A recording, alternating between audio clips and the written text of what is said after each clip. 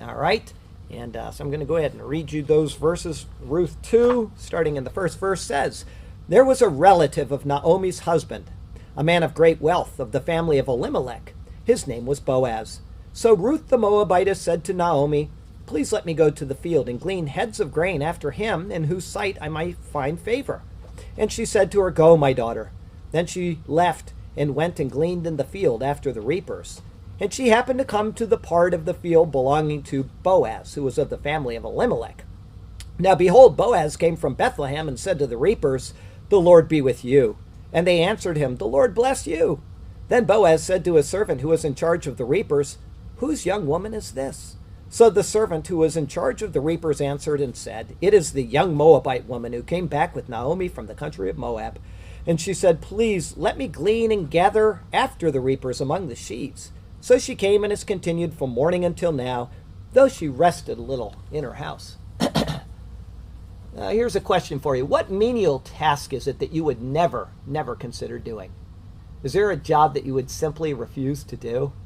In Israel, outside of being a leper and kept away from the people, which was mandated by the law, or being a beggar because you were physically unable to work, the lowest sort of existence would be to sort through other people's leftovers.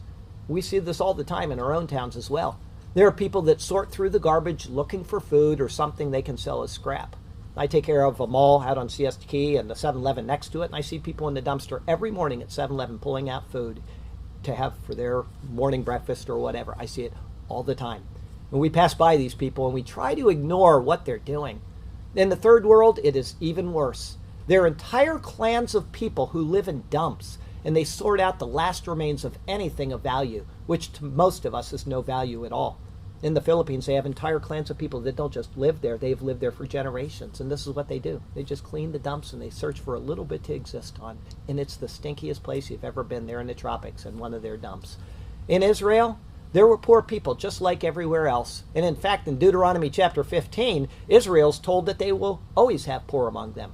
There in the 11th verse of Deuteronomy 15, it says this, "For the poor will never cease from the land. Therefore I command you, saying, you shall open your hand wide to your brother, to your poor and your needy in your land." It's an issue that Jesus repeats in Matthew 26:11. There will always be poor among us. But the law, anticipating this, made provisions for the poor. One of them is something called gleaning. It's where poor people were allowed to follow along behind after the reapers of grain and pick up the grain that would fall to the ground. A gleaner then would be our modern dumpster diver, a person who looks for scraps in a world of abundance. But to God and hopefully to us, the value of the person is not determined by that person's wealth, nor is poverty a sign of being outside of God's favor. I've got a little funny thing to tell you about actually going through dumpsters. So on my 50th birthday, my mom wanted to bring me something. And I said, "I'll be at the mall taking care of things there."